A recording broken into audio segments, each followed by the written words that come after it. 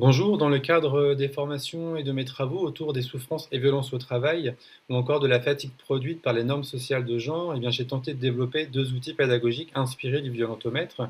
Alors tout d'abord, le managementomètre, eh bien, qui permet de rendre visibles différentes formes de pratiques managériales du respectueux au brutal.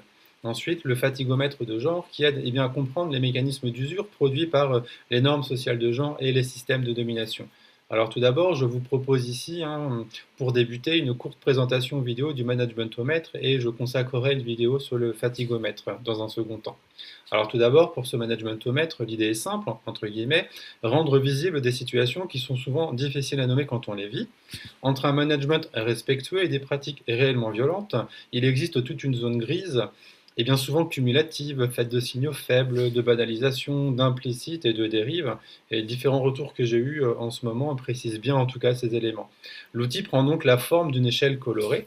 Alors tout d'abord, dans la partie verte, eh bien, on trouve des pratiques de management dites respectueuses et sécurisantes, par exemple une communication professionnelle, l'écoute de la parole de chacune et de chacun, ou encore la reconnaissance du travail réalisé. Cette question de reconnaissance est vraiment importante et bien trop souvent oubliée.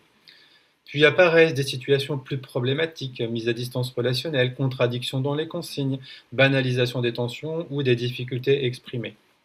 Dans la partie orange, on commence à glisser, à rentrer dans des formes de management toxique, critiques répétées sans reconnaissance du travail, disqualification devant le collectif, isolement dans les décisions ou les réunions.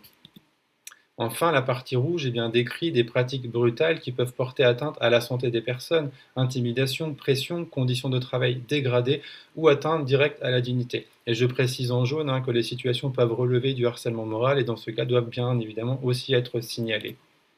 Alors, le managementomètre n'est pas un outil de diagnostic, ni une qualification juridique automatique.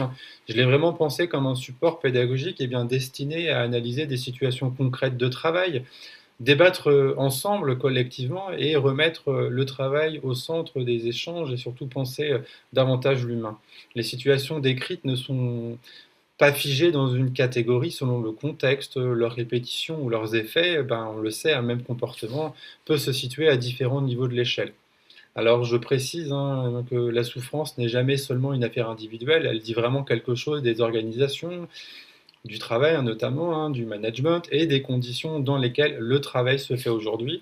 Et donc l'idée que je souhaitais mettre en place, c'est de produire en tout cas un outil pédagogique qui ne prétend pas épuiser la complexité des situations de travail, ce serait bien trop ambitieux, mais je souhaitais en tout cas que ce document puisse aider à mettre des mots sur des expériences parfois difficiles à identifier et de pouvoir ouvrir en tout cas la discussion sur des pratiques managériales et les conditions dans lesquelles le travail se fait aujourd'hui.